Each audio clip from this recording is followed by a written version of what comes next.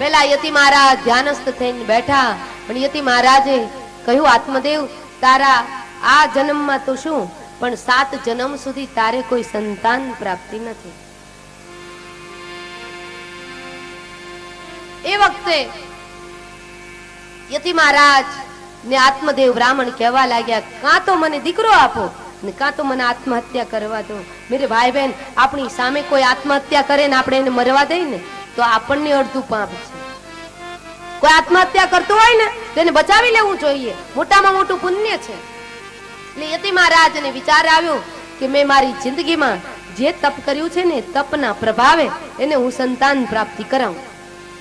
અને યતિ મહારાજે કહ્યું, શું આત્મદેવ, આ જગતની અંદર બધું મિથ્યા છે, પણ એ તો ક્યારે સમજાય, જ્યારે લાત પડે ત્યારે વાત સમજાય.